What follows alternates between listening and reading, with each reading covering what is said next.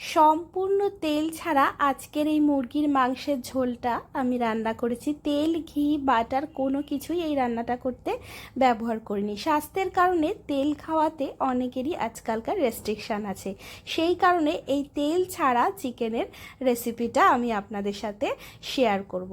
এখানে আমি 1 কেজি মাংস নিয়েছি, তার সাথে সাথে 1.5 ইঞ্চি আদা, 15-16 কোয়া রসুন, 4টে কাঁচা লঙ্কার একটা পেস্ট বানিয়ে রাখলাম। এবার চিকেনটা ম্যারিনেট করব। 1 চামচ নুন, 1 চামচ হলুদ, 1 চামচ লঙ্কা গুঁড়ো, 1 চামচ কাশ্মীরি লঙ্কা গুঁড়ো, 1/2 চামচ গোলমরিচ গুঁড়ো, আর আদা লঙ্কা আর রসুনের যে পেস্টটা বানালাম সেখান থেকে 3 টেবিল চামচ দিয়ে দিলাম।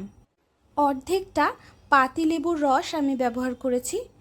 তারপর হাত দিয়ে খুব ভালো করে সবটা মাখিয়ে 15 মিনিট মতো রেখে দিয়েছিলাম।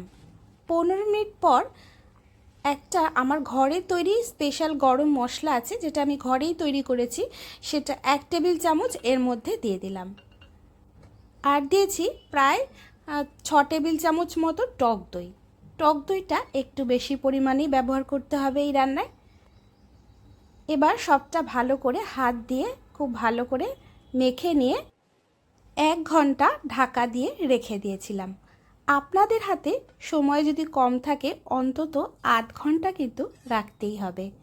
এবার একটা কড়াই গরম করে তার মধ্যে 3টে এলাচ একটু থেতো করে দিয়েছি, আর 1/2 ইঞ্চি দারচিনি। শুকনো খোলায় এলাচ আর দারচিনিটা একটুখানি ভেজে নিয়ে এর মধ্যে কুচি করে রাখা 4টে মিডিয়াম সাইজের পেঁয়াজ দিয়ে দিলাম।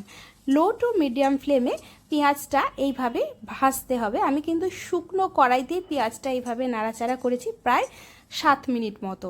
পেঁয়াজের রঙটা এরকম একটু পরিবর্তন হয়ে আসলে তারপর ম্যারিনেট করা মাংসটা এর মধ্যে দিয়ে দিয়েছি। মাংসটা দেওয়ার পর হাই ফ্লেমে কিছুক্ষণ একটু নাড়াচাড়া করতে হবে। প্রায় 7 মিনিট মতন হাই ফ্লেমে একটুখানি নাড়াচাড়া করার পর এর মধ্যে কেটে রাখা আলুটা মিশিয়ে দিলাম। এখানে আমি 6টা আলু দিয়ে দিয়েছি। আলুটা আপনারা না চাইলে নাই দিতে পারেন, তবে আলু দিলে এই রকমভাবে এই সময় কাঁচা আলুটাই দিয়ে দেবেন। যেহেতু এই রান্নায় তেলের ব্যবহার হবে না, তাই আলু ভাজার কোনো প্রশ্নই নেই। তারপর এর মধ্যে 2টো কাঁচা লঙ্কা একটু চিড়ে দিয়ে দিলাম।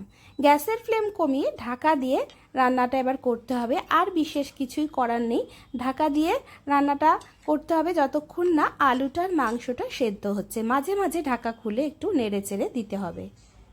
মাংস থেকে প্রচুর জল বেরিয়েছে, আমি আলাদা করে আর জল দিলাম না। আপনারা চাইলে এই সময় ঝোলটা যদি বাড়াতে হয় তা সেই পরিমাণ অনুযায়ী গরম জল মিশিয়ে নেবেন। আলু আর মাংসটা সেদ্ধ হয়ে গেছে।